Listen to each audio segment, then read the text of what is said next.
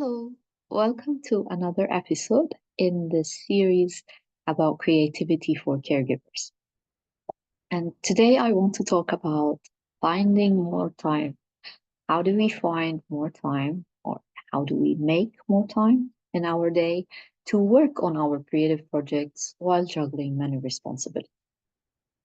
And this is something I've struggled with a lot, and I still struggle with sometimes, being myself, a mom of four, juggling my engineering career, but also creating my coaching business and writing my books and even creating this podcast. Like, I have so many passion projects going at the moment. And I've learned a lot of lessons in the process of creating what I've created so far. And today I want to talk about time. What I'll say is that the time problem is really either an energy problem or an attention problem. It's not a time problem. When we can't find the time for our creative projects, we either don't have the energy to do them, or something else is taking up all our attention. We are distracted. To be honest, we can always find time in a 24-hour period, but it won't be the right time. Like, we can find an hour maybe at 11 p.m. or at midnight, but really, after a long day at work, we don't have the energy to do anything. And sometimes we might set aside some time in our day. Like, okay, for example, this lunch break. I have a lunch break here. I have 1 hour. I'm going to sit down. I'm going to work on this creative project, whatever it is. Maybe you're writing a book, maybe you're doing art, or you're creating a business, whatever it is. You set aside some time, but then you find yourself distracted. Your mind is looping with another issue. You can't focus your attention. So the time thing is really an energy or an attention problem. And the two are very related, energy and attention. And you know the saying, energy flows where attention goes. So, to solve the lack of time problem, let's address the energy and the attention problems. Now, there's a lot of advice out there that leaves me personally frustrated, and it's related to finding your peak energy time and setting that time aside for your creativity. Like, you discover that you have, okay, this is your highest energy time, the way that your body is wired. Maybe you're a morning person, maybe you're an evening person. So you find your, highest energy time, and you block that time aside to actually do your creative projects, because creativity demands a lot of energy. It demands you to be really present to your creative work and to your thoughts and to your creative ideas. So that's the advice out there, that you find your peak energy and you schedule your life around it. Now, for us caregivers, for us parents, our schedule is tied up with the people in our care. It's not up to us, really. Uh, for example, my peak energy time is in the morning, um, after I have breakfast, after uh, I have my coffee and I sit down. That's my peak energy time. Well, it happens to be the same time that I need to get the kids ready for school. And then, of course, I have to go to work. So I can't, I'm tied up with the realities around me. And by the way, I know that it is my peak energy time because when the kids are off on school term holidays, they sleep in, or even if they wake up early, we're not in a hurry to go anywhere. They can play by themselves, take care of themselves.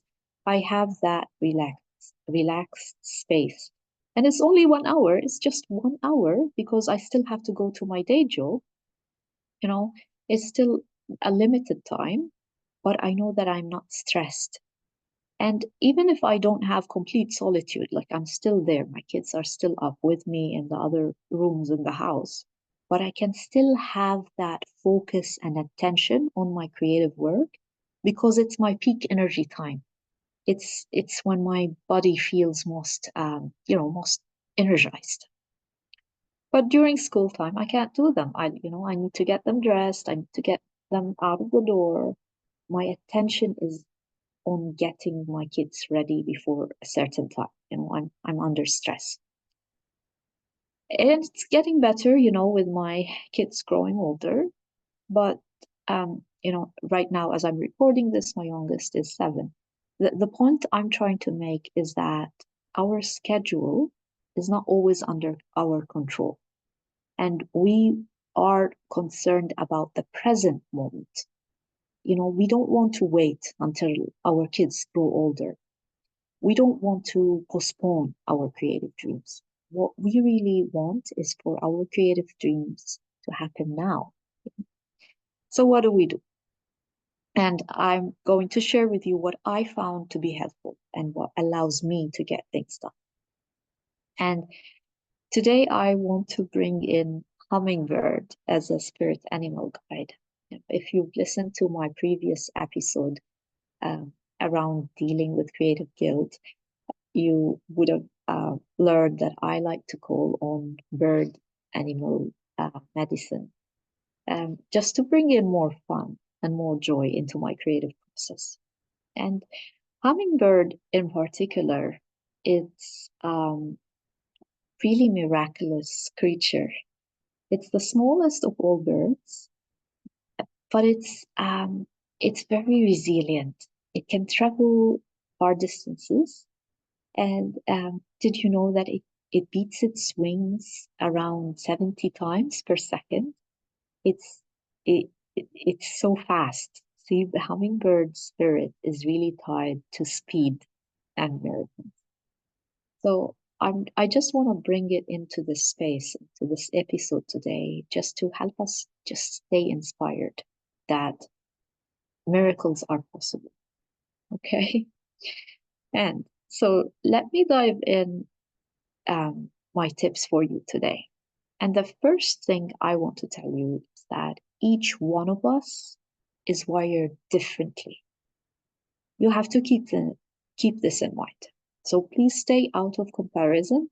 And just because something works for me, it doesn't mean it will work for you. You need to get to know yourself. You need to discover what works for you. You can listen to other people, you can get inspired by them, try out their ideas, test them out whether they work for you or not, and then you have to decide. And I had to try a lot of different things before I found out what actually works for me. And I invite you to do the same. Try out different things, experiment, get to know yourself, get to know what works for you, know what your energy peak time is. And by the way, one advantage to knowing your energy peak time is that it actually allows you to stop beating yourself up for putting effort into something that's actually not meant to work for you. So that's the advantage of knowing yourself. That's the first tip for you. Now, the second, no matter what your style is, no matter what works for you or doesn't, there's one single thing that your energy depends on, and that is your vitality, your holistic vitality, your holistic well-being. And this holistic well-being includes, physical well-being as well as mental and emotional and energetic. They're all interrelated. If there's one area where you're not feeling good, that area will become a leak in your energy system. And that energy leak will take away your focus and it will show up as a creative block. And things will start taking more time. You'll be spinning your wheels over nothing. And then the day is gone, you couldn't do what you wanted to do. So taking care of yourself, taking care of your well-being, it is essential for increasing your energy. Now, holistic well-being is a whole big topic. I talk about it in other episodes, so please go and watch these ones. But that's the message I want to give to you. There is no shortcuts. You cannot skip self-care. You cannot skip it. It's an Let me move into tip number 3. Um, Remember how at the start I was talking about not having control over our schedule as caregivers because we are tied up to our responsibilities. We are tied up to other people's schedule. And what helped me is I became friends with realism. And I mentioned this in my last episode when I talked about creative guilt. Become friends with realism. Accept reality. You know, my energy in one day is limited. That's reality. I accept that. And what else? I make the most of it. I make the most of what I got. I work with reality. I work with life's limitations, not against them. And I build a structure to support me, which integrates well with my circumstances, which so that that my creative dreams and my life circumstances they work together in harmony. And this structure is built upon the schedule of other people. Like, okay, this, for example, the schedule of my kids. I build my structure in line with my kids' structure, not against it. And I give you the example here. Imagine a river. If the water in the river is your creativity and your dreams, and the banks of the river, these are your circumstances, your responsibilities. So the river banks, they are giving you structure. They are holding your creative water. They are giving you parameters to work with. So um, you work around that. And also remember that this river is always changing. The river banks are always changing. Sometimes, they give you space, you're a wide river. Sometimes, no, they don't give you space. And you have to be flexible and work with them. You know what else the riverbank also gives you? It has plants and animals, and, it's a rich landscape around your creative water. um, your life circumstances can really become a source of ideas and fuel for your creativity. There's so much you can work around with it. You get the point. I'm trying to shift your mindset. I'm trying to um, help you see how you can make your reality work with you. That's the thing. Become friends with realism. It's the reality of human life.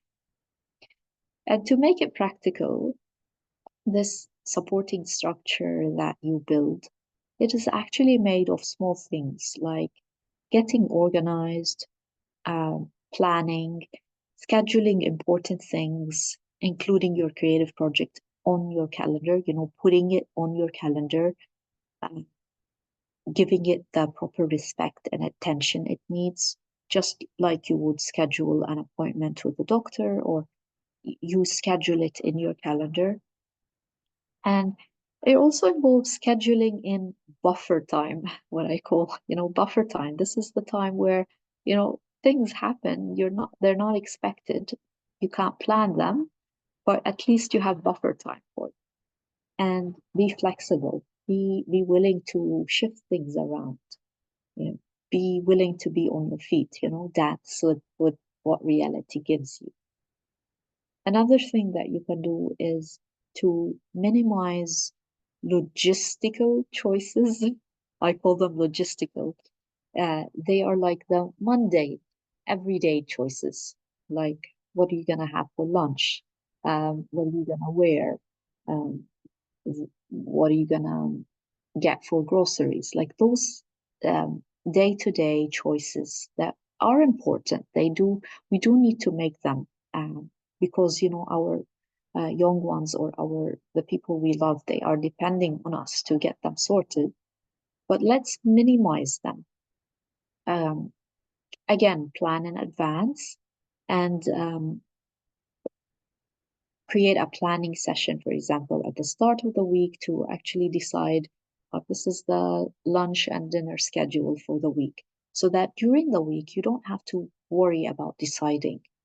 Minimizing choices helps, gives you more energy because um, did you know that creativity, your creative work, it's all about making choices. So keep your energy for that, for making choices during creative work.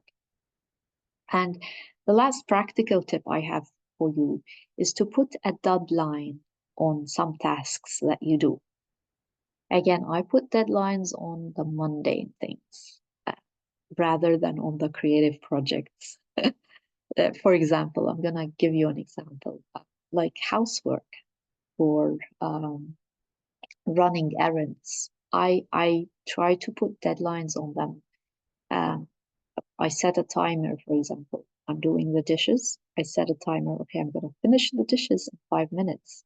So what happens is that I'm looking at the timer and I'm, working fast to get those tasks done. If I don't put a timer, like I actually daydream in my head, and then I find myself 15 minutes, 20 minutes, and I'm still doing the dishes. Why? Because I'm lost in my head. Like I'm not being mindful. You know the idea? And this is what's called Parkinson's law, is that the task will actually expand to the time you give it. Um, so for those tasks that you don't want them to take time, I don't want to spend my day, washing dishes. I want to be done with it. So if I put a timer, I can actually do it and get it done. And it can actually be very fun. It'll be like a race with yourself. That's me. Anyway, so that was tip number 3 to become friends with realism and do some practical steps to find more time. Now, the last piece, my last tip for you is suppose you're doing everything above. Suppose you're doing everything that I was talking about. You are planning, you have a schedule, you are taking care of yourself, everything is in place, but the creative work is taking long. It's just taking time. And you wish you can go into the flow quicker. You wish you can, work faster. And I know this very well. Like I sometimes very impatient. Um, I want things to happen very quickly. And it's a big lesson that I learned that creativity cannot be rushed. You cannot rush the creative process. If if that, that creative spirit, if it's not happening, then if it's not happening at the quick pace that you wanted, it's not up to you. It's the creative process. We cannot rush these things. And I'll probably make another episode just dedicated to patience and surrender and trust.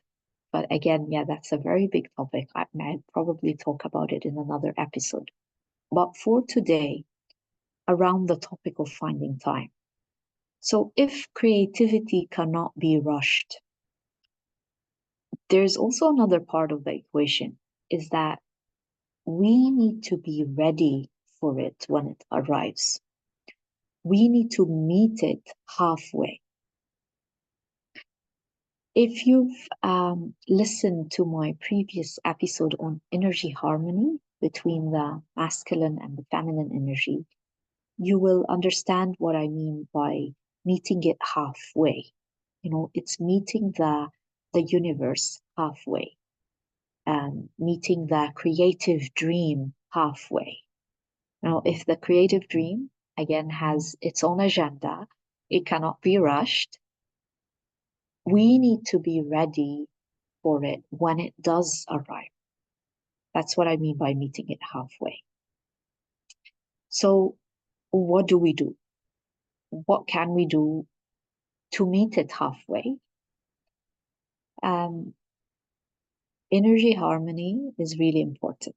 Again, I really invite you to go watch my episode on that one. I'll put the link in the comments under this recording. Finding that harmony between the masculine energy and the feminine energy, learning when to call on our inner warrior of light and when to surrender to our flow and trust whatever is meant to come will come. And that's one thing.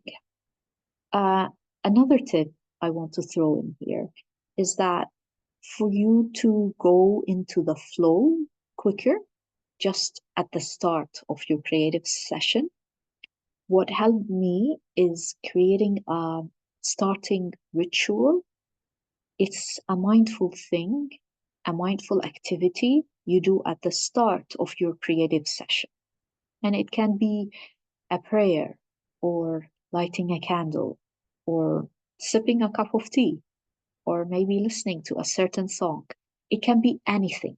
It's just a simple act that you repeat it at the start of every creative session you have, and it becomes a signal to your body that it's time.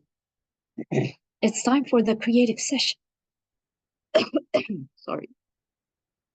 So there's a power in ritual.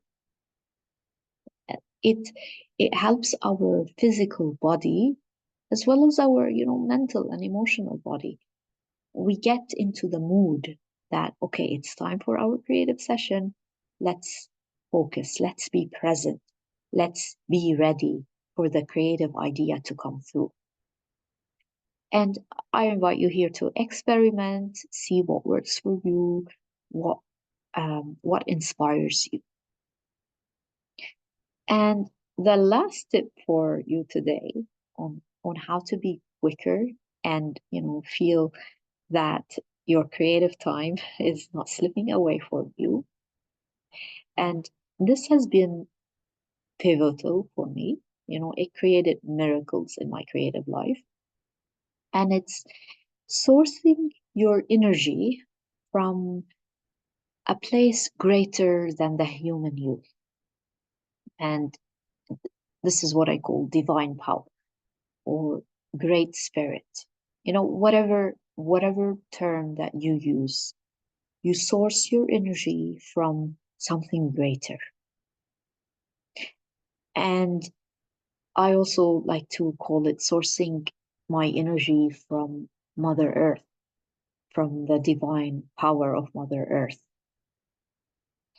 And what it involves just becoming present into your physical body, into your breath, and knowing that you are one with Mother Earth, you are one with the universe, you are one with the divine power around you.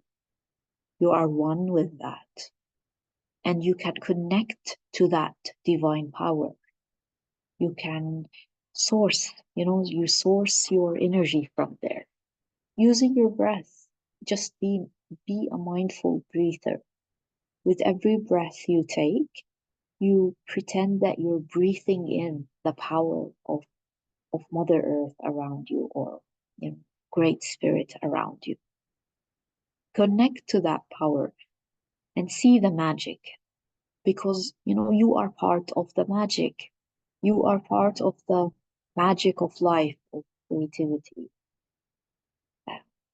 And create the creative impulse inside you. It is really a way of connecting to this higher power, to this divine, magic. Remember that.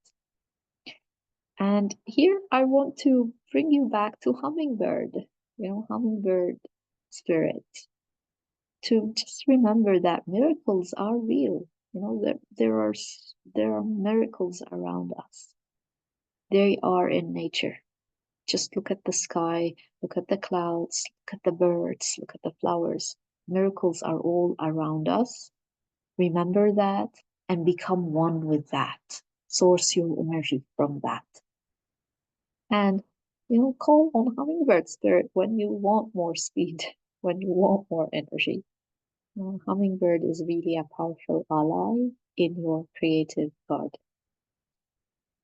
I'm gonna end it here. I hope you enjoyed today's episode. I invite you to maybe listen to it again and reflect on what things resonated with you the most. Um, don't just let it go over your head. Really sit with it and reflect and see what small things you can start changing today so that you can put them into action and find more time. Thank you for listening. I'm Nadine, the Teen Soul Coach. I will see you next time.